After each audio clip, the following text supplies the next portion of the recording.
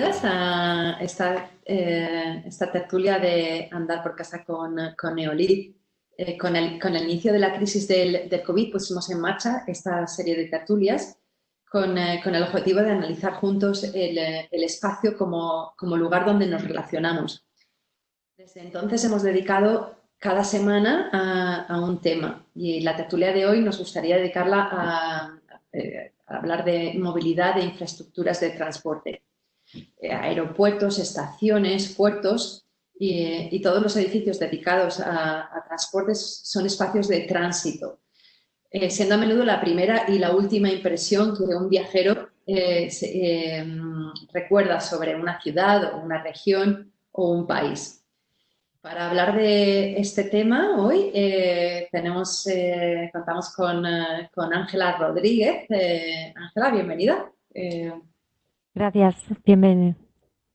Preséntate, por favor, y cuéntanos dónde estás y a qué te dedicas. Soy arquitecta de profesión, pero me he especializado en la planificación de terminales de aeropuerto y en la experiencia del pasajero. Y he trabajado con estudios de arquitectura como Norman Foster o KPF. Actualmente soy asociada en Grimso y he desarrollado Masterplan para John Fitzgerald Kennedy Airport en Nueva York y principalmente he sido la responsable de la planificación de las nuevas terminales para la expansión de Heathrow, del aeropuerto de Heathrow. Estos han sido como mi trabajo en los últimos casi 3 años, bastante intenso. Me imagino, ¿no? Que son temas con mucha implicación. Elena Zucchini. Bueno, da igual. Dímelo tú, por favor. Zucchini. Okay, no pasa nada, estoy acostumbrada a ello. Nada, yo soy doctor en urbanismo y después de una carrera de urbanista me he especializado en urbanismo con perspectiva de género y sobre todo me he enfocado en la movilidad y el cuidado. Entonces estudio todos los movimientos o los viajes que hacen las personas para el cuidado y colaboro con la Cátedra UNESCO de Género de la UPM de Madrid y también hago consultorías para diferentes proyectos para insertar la perspectiva de género en diseño de estaciones o en proyectos de leyes, todo relacionado al urbanismo y a la movilidad. Estupendo. Madrid. Sí. Roberta Sartori. Bienvenida, Roberta. Gracias por la invitación de hoy, con placer. Mi nombre es Roberta Sartori, soy arquitecta.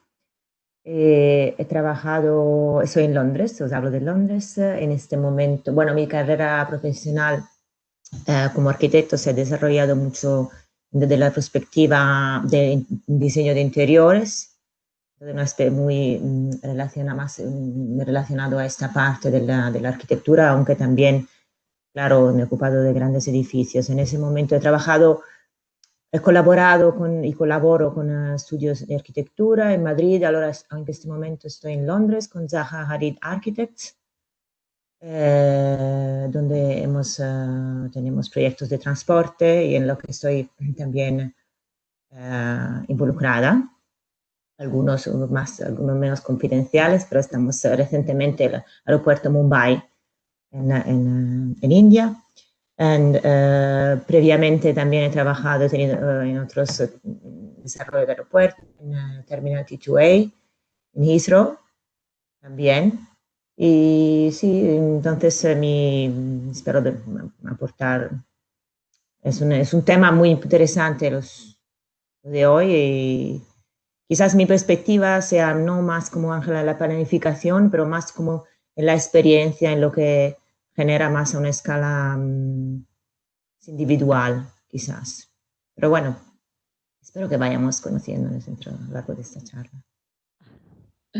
Estupendo. No, pues sí, sin duda nos interesan todas las áreas que tienen que ver con la experiencia del viaje, ¿no? Y en ese aspecto, pues tenemos que tener en cuenta que viajamos principalmente por 2 razones. Una es el trabajo y otra es el placer. El coronavirus nos ha arrebatado temporalmente la posibilidad de ejercer o disfrutar de ambas. Estábamos acostumbrados a movernos con total libertad, disfrutar de estas posibilidades. Con el trabajo alguna gente ha encontrado formas de evitar los viajes. En cambio, el placer es una experiencia que solo se puede sentir, ¿no? con la presencia física. Bueno, y para que nos contéis vosotras desde todas las áreas que tienen que ver con los espacios de transportes, ¿no? de los espacios de infraestructuras de transportes, con qué me gustaría lanzaros una pregunta así general, ¿con qué desafíos tienen que enfrentarse estos espacios de infraestructuras para encontrar un balance entre la funcionalidad y la experiencia del usuario? Ángela, por favor, empieza tú. Yo creo que en todos estos espacios, más en los últimos 2-3 décadas, se ha pensado mucho en la experiencia del pasajero, en cómo durante mucho tiempo ha sido muy estresante y cómo relajarla. Y la tendencia era a hacerla con menos controles, lo que era casi pues no tener, y la tecnología está ahí para no tener procesos prácticamente, que tú simplemente andaras gracias a lo biométrico, y lo que nos ha enseñado, lo que posiblemente pase después de esta pandemia es que esta circulación libre dentro de los espacios de las estaciones y de los aeropuertos, que era una ambición, que no tuvieras ni filtro de seguridad, ni migración, que todo fuera como muy fluido, se paralice porque se condicione más y se regule más cómo te mueves dentro de un aeropuerto y cómo te mueves dentro de una estación. E incluso se limite. Por ejemplo, los visitantes, la gente que va a recibir a alguien, posiblemente no pueda ir a recibir a alguien a un aeropuerto. Se limite la entrada al número de personas que pueden acceder al espacio público. Yo creo que va a ser una gran tendencia. Que en ciertos aeropuertos no es muy importante, en otros por cultura, como por ejemplo México, van familias enteras. Es una cosa, casi una barrera cultural, y puede ser bastante shock. A lo mejor en Europa no es tanto. En Europa lo que sí que ha pasado en Centro Europa, que algunos aeropuertos estaban asociados a otros usos y eran como casi unos centros regionales y de comercio, y tenían muchas tiendas, posiblemente también. Una cosa, no, porque me haces relacionándome a lo que dices. También lo que pensamos, nuestra percepción del aeropuerto como espacio que realmente ojalá fuera, yo creo que eventos como el 9/11 y las pandemias son los que han influido muchísimo en la procedure para pasar a la experiencia, entonces, para lo que es la experiencia, los controles, la seguridad, impactando de manera diferente. Pero también hay que recordar que luego diferentes, como dices tú, países, la experiencia y los flujos se desarrollan de manera completamente distintas. Por ejemplo, aquí en Londres quizás una de las experiencias más traumáticas en un aeropuerto, porque el procedure, la security, ¿no? Es muy fuerte. Y mientras, por ejemplo, en aeropuertos como el de Sydney, que también es otro proyecto en el que estamos trabajando, no yo personalmente, pero nuestro equipo, no hay casi los entrar y salir son flujos muchísimo más fluidos, y claro, la experiencia se relaja inmediatamente, ¿no? Y lo mismo que en Madrid un poquito, porque Madrid también es un aeropuerto que está concebido de una manera distinta, donde los flujos de llegada y de salida, que por ejemplo en un aeropuerto como el de Heathrow nunca se podrían, por seguridad, y tú lo sabes mejor que yo, mezclar. En otros sitios sí se mezclan, generando algo que sea más cercano a un mix urbano, ¿no? Porque un poquito, creo quizás uno de los objetivos de los aeropuertos ha sido como hacer como que fueran más que un lugar de transporte, como más de un lugar que pertenece a una urbanidad, ¿no? Una experiencia como entonces el shopping, el food hall, casi un lugar donde apetecería ir. Luego no sé si eso, o que, vamos, que tiene un interés también a nivel de experiencia y de donde pasar el tiempo sea como más ameno y como un poco único también, ¿no? Gracias, o sea, de la unicidad de la experiencia. Ahora yo creo que no sé qué nos va a pasar, ¿no? No lo sabemos. Pero depende también del lugar, porque ya hay aeropuertos donde está prohibido el acceso a personas que no tienen que viajar. Claro, es lo que decía. Mumbai, por ejemplo, es como la India, si no tienes, nadie entra si no tienes que viajar. Entonces, no. Claro, pero por otro lado, Sydney, van la familia, claro. Sí, claro. Es que, lo que digo que no es una única experiencia, ¿no? El aeropuerto varía muchísimo. Muchísimo. Ya, lo que nos ha enseñado esta pandemia global es que posiblemente sean las autoridades aeroportuarias, IACO, the International Civil Aviation Authority, los que realmente pongan una limitación, lo que pongan un reglamento y unos estándares que no sean fijos, pero que sí que posibiliten en cierto momento controlar la entrada en estos espacios. Porque lo que nos ha pasado con el COVID es que ha sido una pandemia que se ha expandido, no ha sido local, sino que ha sido global. Entonces yo creo que la respuesta va a venir desde un organismo internacional. Cambios que van a ser los estándares internacionales de aviación, los que van a cambiar. Y bueno, hay esa parte de la experiencia, porque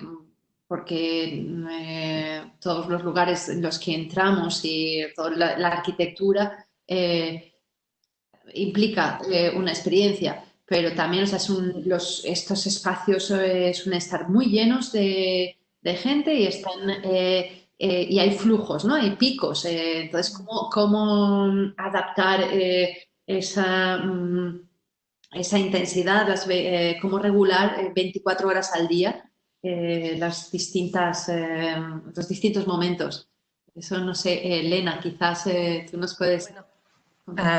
A ver, de aeropuertos sé algo, pero estoy más a nivel urbano. Entonces, sí, en general, no es solo aeropuertos. Las horas pico han sido dictadas mucho por el trabajo. Entonces, hay que ver cómo evoluciona el teletrabajo y la manera de ir a la oficina o no, y de ahí se regulará un poco cuál es la frecuencia del transporte o los lugares, porque hasta ahora la hora pico era siempre relacionada a la mañana y la tarde, cuando uno sale y entra de la oficina. Es una cosa que no es independiente, entonces dependerá mucho de cómo las empresas organicen o instauren este teletrabajo también cuando ya estemos fuera o sea, si estaremos en la 20ª fase de la desescalada, no lo sé. Y entonces ahí habrá una reorganización de todos los que son la frecuencia del transporte y entonces también habrá mucha menos afluencia en esos tipos de lugares. También es cierto que, por ejemplo, el tren ahora mismo gana mucho sobre el aeropuerto. Entonces hay mucha más demanda de una movilidad hecha por tren, sobre todo a nivel local, a nivel interna, antes que los aeropuertos, porque se puede controlar un poco más la distancia entre las personas, entonces habrá que regularizar la frecuencia y la capacidad de cada medio. Y así la hora pico, no digo que ya no existirá, seguirá existiendo, pero dependerá es verdad, un poco de los accesos y de los movimientos que las personas tengan que hacer durante el día. Hoy cada uno tenía una serie de viajes que tenía que hacer y esta situación ha demostrado que no todos los viajes son obligatorios. Una cosa que ahora traigo un poco a mi campo, lo que sí que se ha demostrado que son obligatorios los viajes del cuidado. Tú antes decías que nos movemos solo por trabajo o por placer, pero hay una serie de viajes que hacen las personas que esas no puedes evitarla, porque ahora se podía salir solo para hacer todo lo que, aparte de los colegios, así, pero era para cuidar a las personas, para ir a la farmacia, las compras, y todo esto son viajes que seguirán existiendo y hay que tomarlos más en consideración, que siempre han existido durante el día y lo que cambiará será la hora pico. Yo creo que hay una grande diferencia en la que estaba leyendo también artículos esos días, porque todos estamos pensando en cómo va a afectar las ciudades, ¿no? Porque realmente la movilidad de la ciudad, el cambio en la movilidad va a afectar de alguna manera cómo vamos pensando las ciudades, ¿no? Como modelos que nos referimos. Por ejemplo, ahora quizás haya cambios muy distintos, bueno, entre la movilidad a larga distancia, como los vuelos de aeropuerto, los vuelos intercontinentales, cuyos flujos, la necesidad de ese tipo de viajes que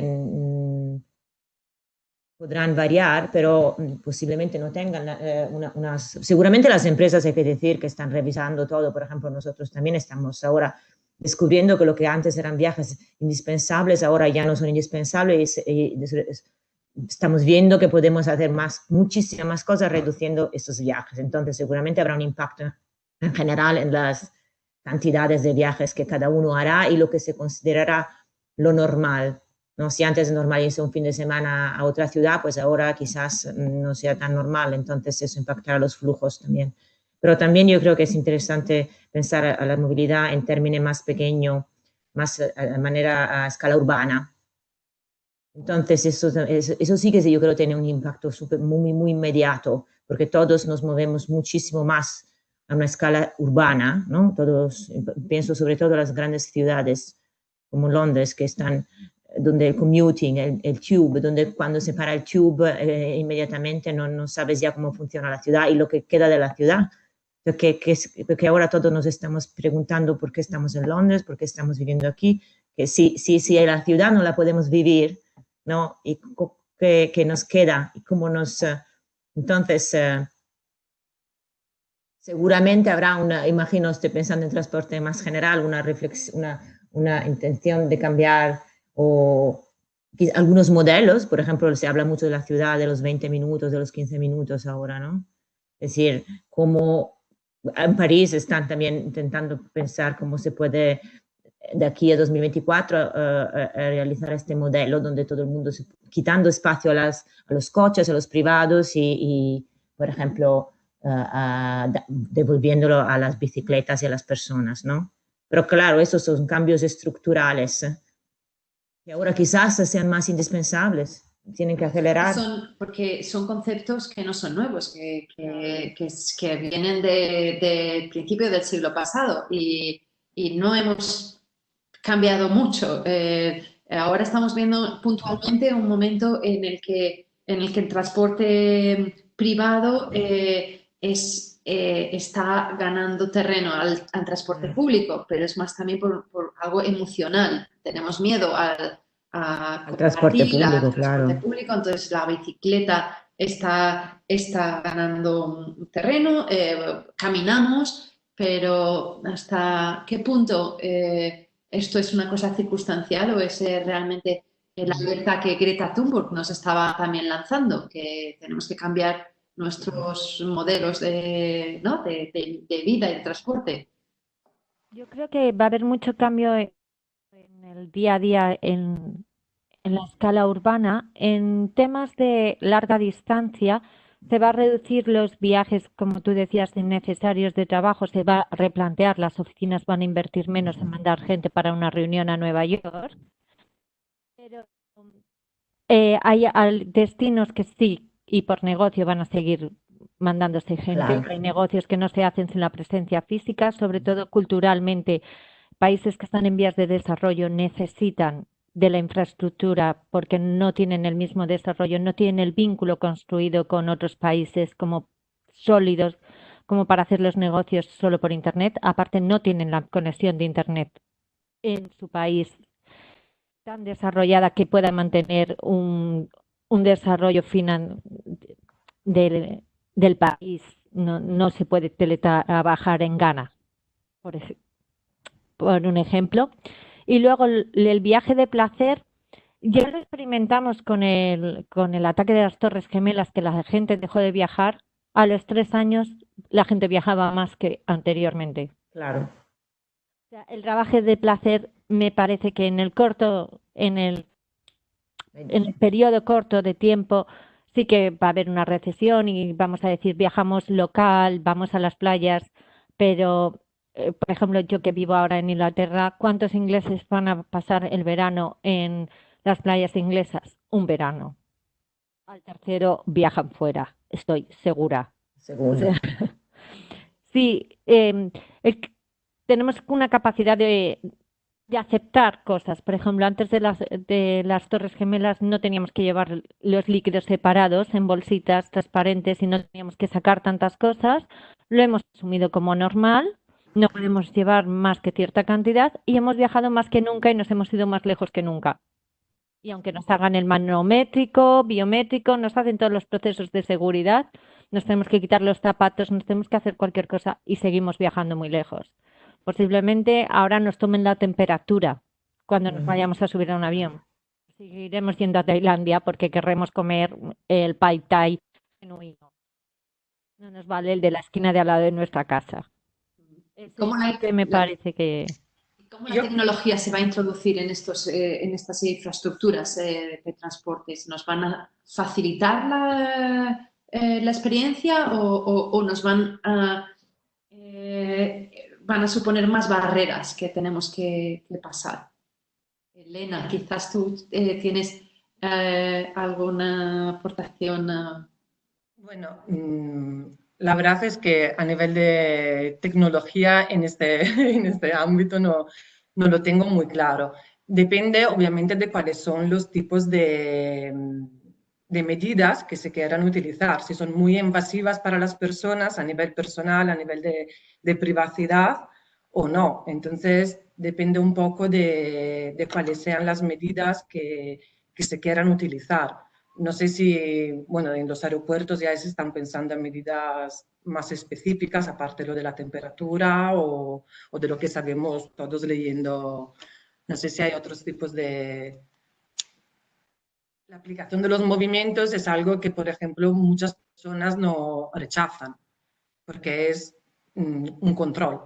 Se ve, depende un poco de cómo se utilice, de qué datos utilices, pero aunque ya hoy en día ya solo tener un smartphone saben todos de cualquiera, pero es una aplicación que te controla realmente mucho más con respecto. Entonces, no sé cómo tendrían que estudiar esas tecnologías para que puedan mejorar mucho o que la gente permita que realmente se utilicen para que mejoren la situación. No sé. Pero quizás Ángela también sepa más. Sí, básicamente lo que va a pasar o la tendencia va a ser a que sobre ti mismo antes de llegar al aeropuerto. Por ejemplo, el proceso de visa nunca lo vas a rellenar en el aeropuerto, vas a solicitar la visa y rellenar todos los papeles a priori y la entrada va a ser con el mínimo proceso en la infraestructura aeroportuaria. Posiblemente tengas que facilitar muchísima información sobre ti mismo y en eso también está la esperanza en cuanto los países compartan información. Actualmente los países no comparten información y por eso tenemos que rellenar todos esos papeles de visa y pedir cosas por adelantado porque no se da acceso. Hay acceso controlado, es por acuerdos entre países. Posiblemente sí que por un interés común vas a disposición de más países la información de tus individuos porque quieras también la información de los que vienen. Incluso las aerolíneas digan quién va con qué datos para facilitar las entradas y salidas, el proceso en el físico en el aeropuerto. Sí, yo creo que la tecnología tendrá que ayudar cuanto más en ese momento, ¿no? Pues sí, sobre todo en viajes como los de aeropuertos, donde hay muchísimos controles. Entonces, seguramente también en los buses, sea del automatic transport y autonomous transport, pero en el aeropuerto la biométrica, que ahora está entrando masivamente, será más, también porque hay intereses de varios tipos, ¿no? En esto también porque tener menos colas, cuando haces un planning, que tendrás que utilizar menos espacio y Claro. entonces hay todo un general esfuerzo para reducir los procedures. Sí, Pero, la tecnología está ahí, yo creo. yo tengo la impresión que los aeropuertos no serán muchísimo impactados en su diseño con esto de la... Ahora mismo ya existe, lo que pasa que tiene un 0,001% de error y se necesita el 100% de seguridad, de que no hay ningún fallo, pero de que tú pasas y te reconocen completamente. O sea, no necesitas ni presentar el pasaporte ni poner tu cara enfrente a nada, simplemente andando por un pasillo pueden reconocer a las personas y a varios grupos, grupos hasta de 10, 15 personas simultáneamente.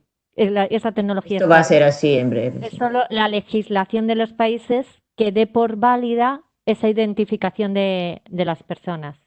Es más, en muchos casos la tecnología está parada, por ejemplo, con lo de que los autobuses no lleven conductor, todo lo que es automatización. La tecnología está ahí. En muchos aeropuertos ya están enseñando a los vehículos que funcionen solos, los que están pero es la legislación del país que autorice a que eso se implemente. Eso es lo que se tiene que acelerar. Que hay muchos.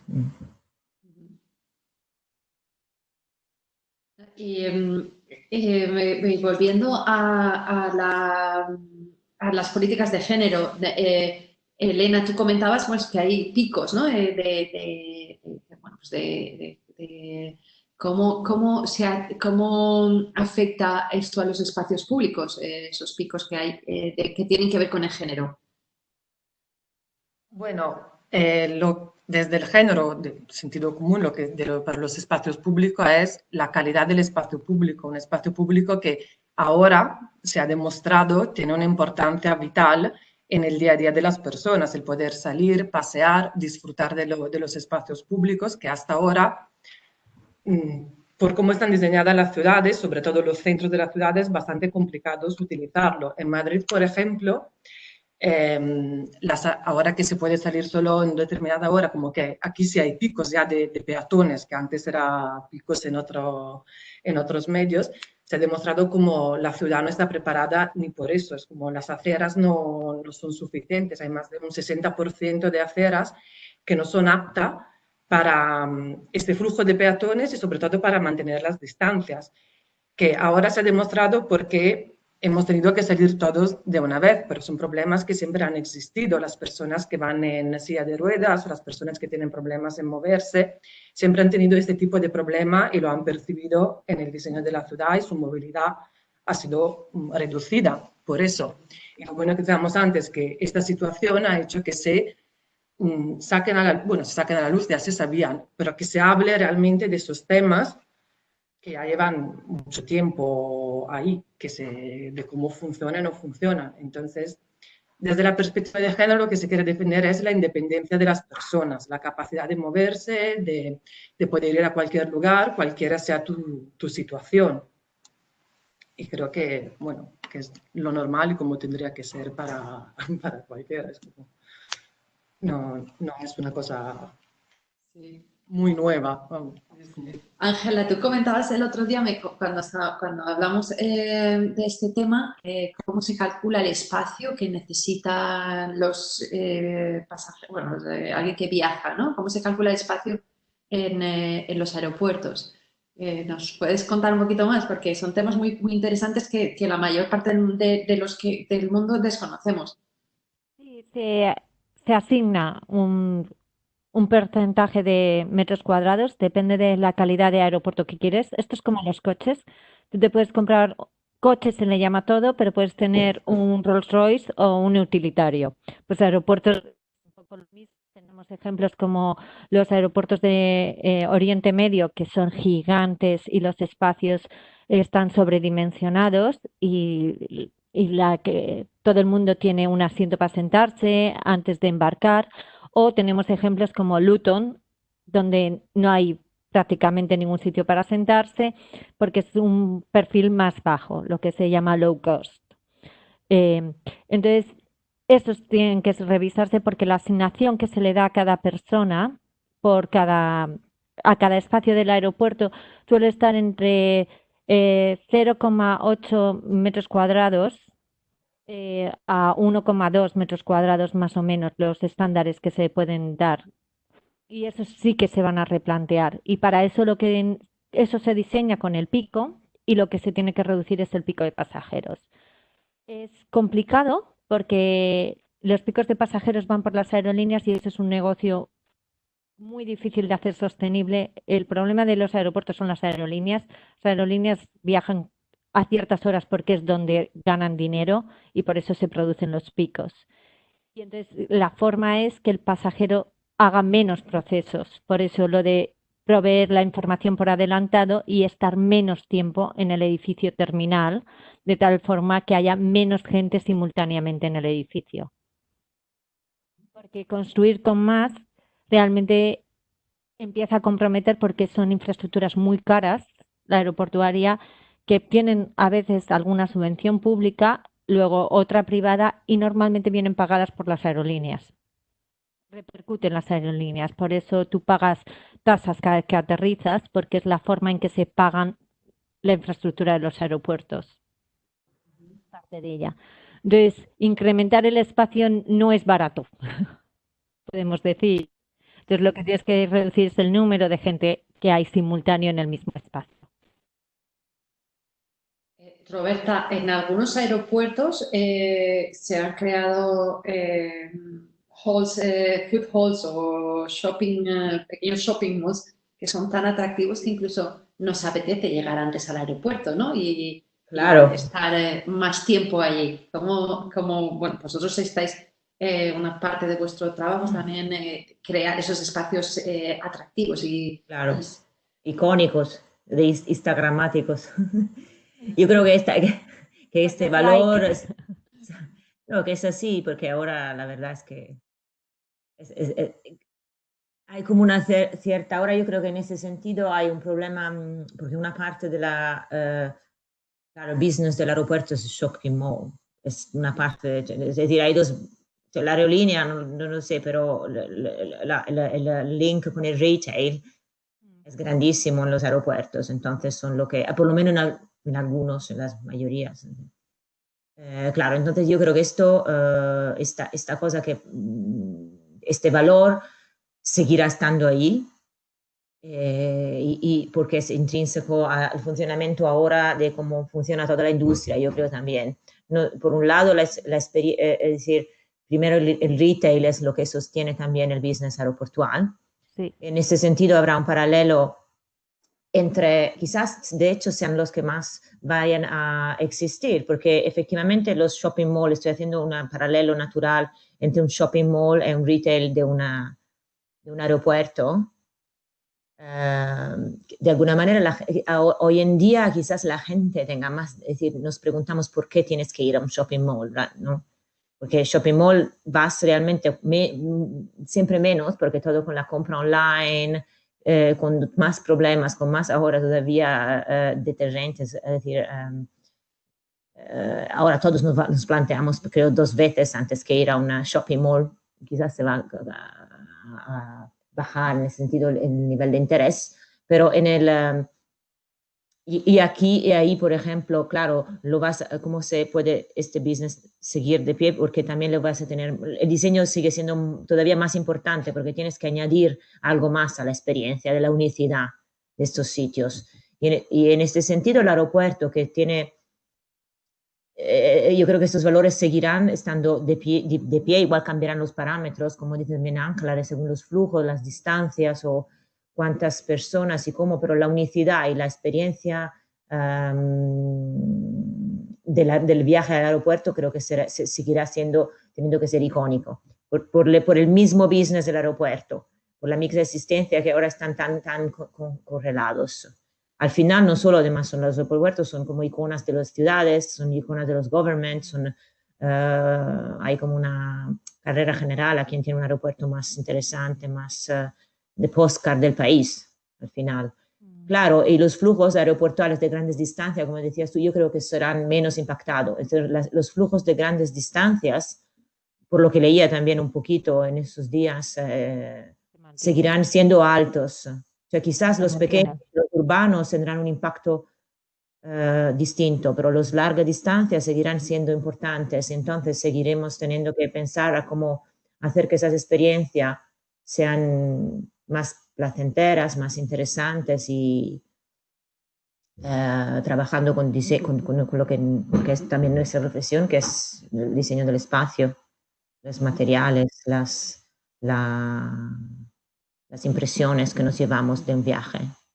Sí, ahí hay una pregunta, es si se va a implementar en el retail del aeropuerto, en las zonas comerciales del aeropuerto, lo que se llama click and collect, que por ejemplo algunas empresas ya lo hacen, Burberry lo hace, por ejemplo, y el modelo de Seúl, del aeropuerto de Seúl, es que tú compras en el centro de la ciudad y lo recoges en el aeropuerto libre de taxas.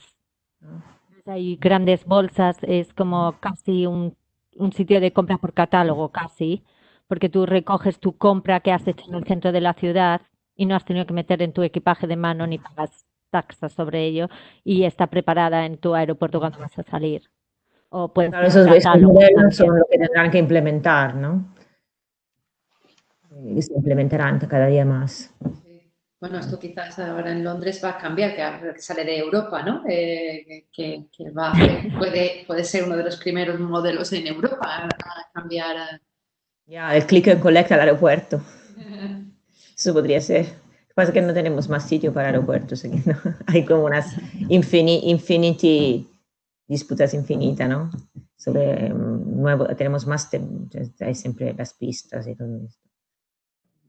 Pero sí, yo creo, no creo, yo tengo una sensación que los aeropuertos seguirán funcionando, creciendo, igual diversificando con los tipos con el impacto de la tecnología que puede, claro, se convierte, como dices tú, con el click collect, con las densidades, quizás había menos, quizás habrá más como diferenciación, ¿no? Como áreas más por un tipo de shopping, para otra por el food, más más cantidades y más pequeñas, por ejemplo, podría ser para diversificar, para que la gente no vaya circulando queriendo hacer todo, para que haya una elección antes, entonces los flujos se reorganicen de una manera un poco distinta, pero seguirán existiendo. No lo sabemos realmente lo que pasará, lo veremos en los próximos tiempos. Lo que creo que más será impactado son las ciudades, en la alma de la ciudad. Creo que es lo que más preocupa. Para Elena, tengo yo una pregunta que es un poco a lo mejor a modo personal. Es como, porque se han hecho grandes centros, ¿no?, de intercambiadores dentro de las ciudades, como que se han focalizado. En Madrid tienes, por ejemplo, a Atocha se le ha dado muchísima presión y entonces tienes el tren de alta velocidad con el de cercanías, con el metro, con conexión al aeropuerto directa. Se han intentado como generar centros muy potentes y yo no sé si esta nueva visión de intentar menos gente en el mismo sitio simultáneamente lleva a poner un poco en interrogante esos hubs que se han generado dentro de las ciudades y a dispersarlos más o si siguen funcionando. Bueno, ahora hay un concurso aquí en Madrid, como sabes, o supongo que es para generar otro grande hub, que es la estación de Chamartín. Claro, sí. Que reducirá un poco lo que es Atocha, porque toda la alta velocidad saldrá desde Chamartín y no saldrá desde Atocha. Entonces ahí se reduce un poco la afluencia que habrá a la estación de Atocha.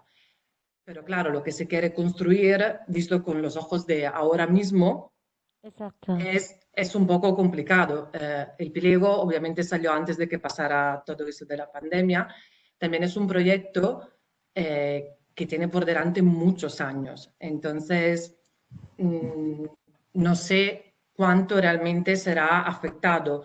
Yo creo que quien participe del concurso a lo mejor tendría que tener un poco en consideración también la nueva situación en la que estamos, en el dibujar los espacios o los flujos, o no sé si el mismo ADIF, o que son los que han promovido el concurso, por ejemplo, vayan a pedir algo específico en los próximos meses. Como seguramente lo querrán tener en consideración, pero se quiere crear otro hub de lo que hemos visto en los últimos años que se han construido, estas grandes estaciones con centros de oficinas, con la parte de comercio, de tiendas, y entonces no sé si querrán modificar un poco esto. Es cierto que se reducirá lo que es Sol, por ejemplo, y lo que es Atocha por un determinado tipo de movimientos, pero se centrará más en Chamartín.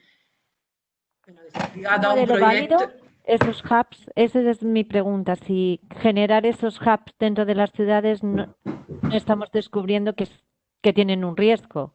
Cuando pones tantos usos sobrelapas tantos usos, haces que mucha gente esté simultáneamente en el mismo sitio.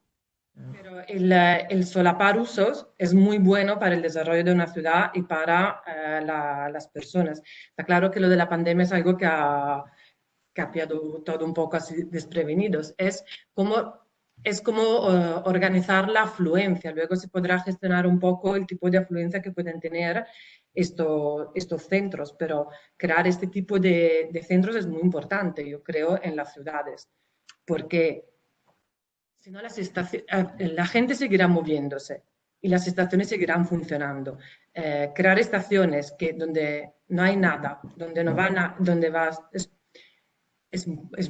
no es seguro. También es como no es un lugar apetecible, no es un lugar seguro, y se va a pasar lo que ha pasado en los últimos años, donde las estaciones son lugares emblemáticos, donde en muchas ciudades, no hablo de Londres o ciudades más pequeñas, donde la gente a veces no quiere ir a las estaciones o va 3 minutos antes para tener que coger el tren.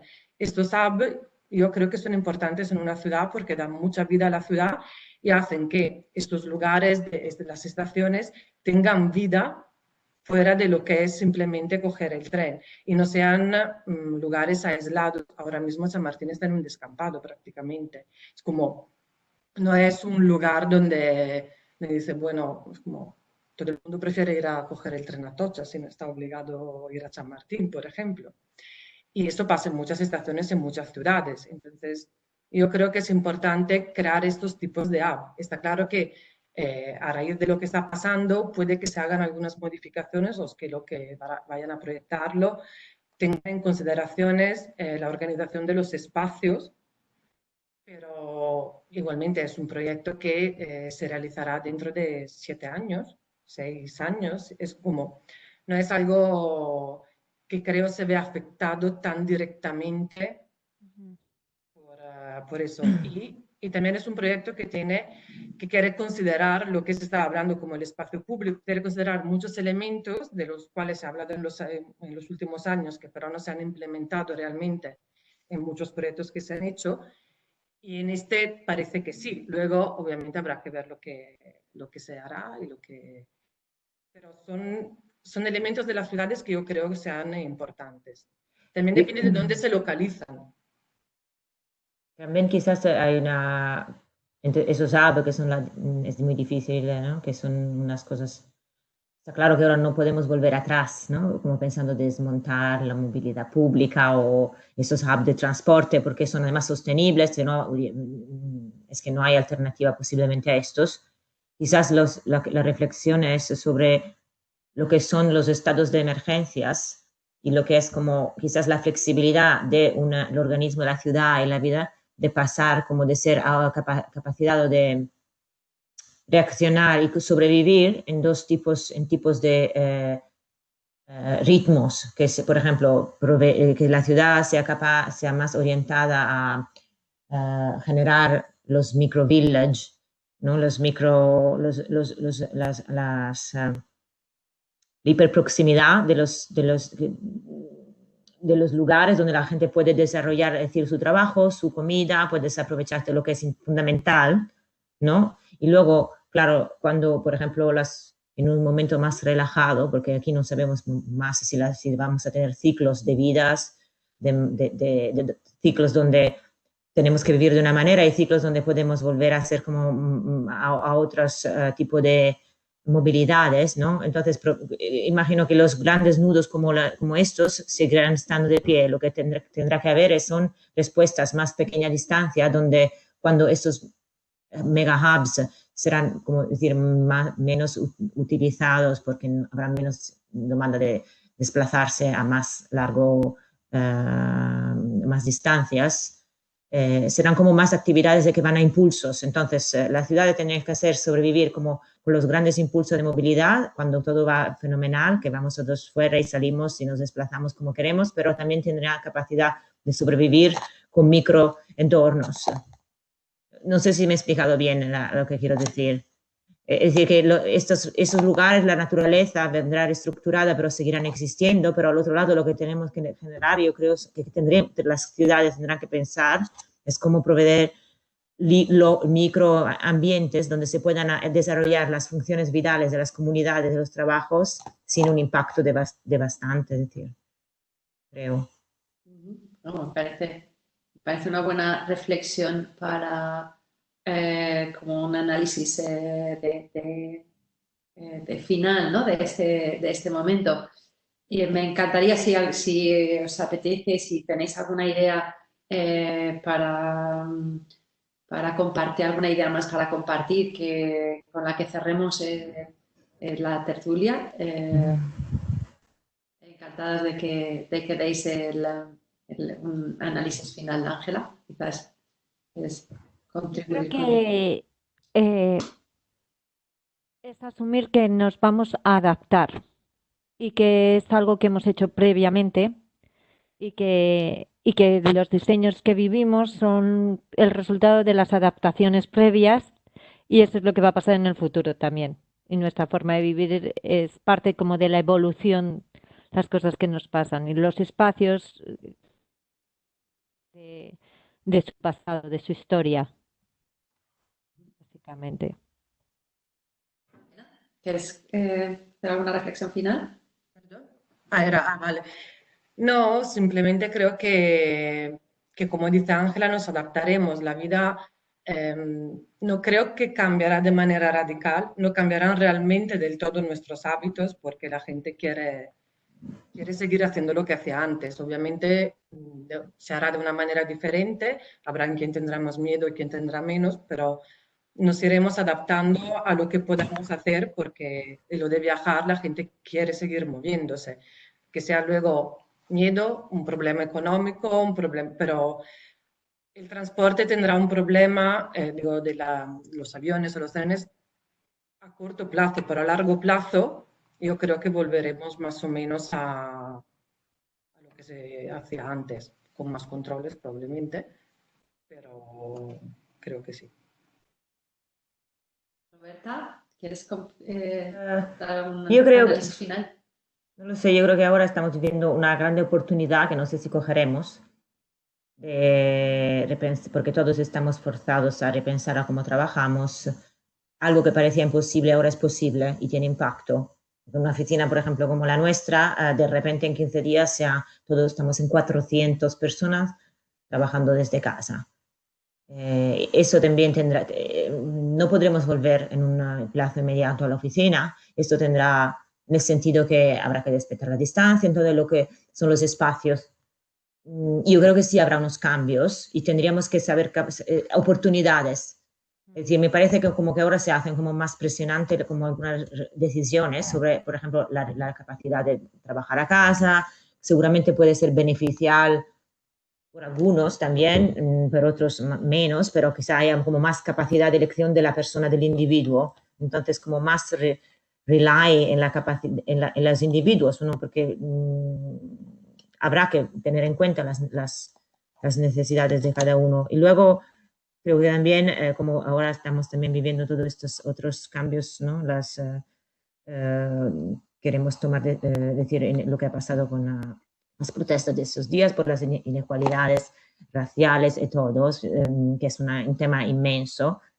En alguna manera, estos yo veo como una especie de relación de entre las cosas que ya han llegado a un momento que no podemos no repensar. Es decir, como el concepto de lo fundamental. Yo tengo la impresión que habrá un link que sí, podremos decidir de no cogerlo y entonces volveremos a ser una sociedad como débiles, pero tenemos que como tener grandes objetivos, que son quizás devolver la ciudad más a las bicicletas, a las personas, no dejar que como movimiento, como ahora todo el mundo querrá comprarse un coche, que son como súper, no, dan miedo porque trabajo de urbanismo de muchos y muchos años para subir las densidades.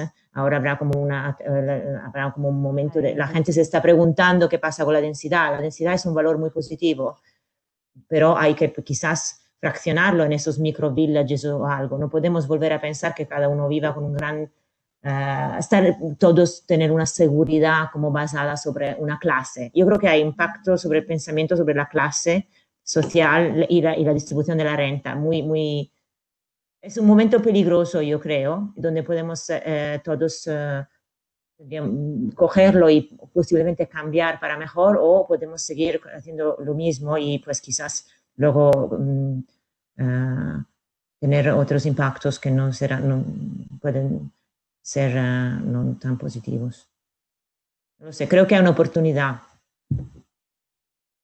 Sin duda es una oportunidad y esperemos aprender y ver las partes positivas de este momento y que, bueno, que salgamos de estas más fuertes, ¿no? Es lo importante. Yeah. Pues muchas gracias a las tres, muchas gracias Ángela, Roberta y Elena por acompañarnos en esta tertulia de Andar por Casa con Neolid y esperamos volver a veros, a encontrarnos pronto. Muchas gracias. Gracias.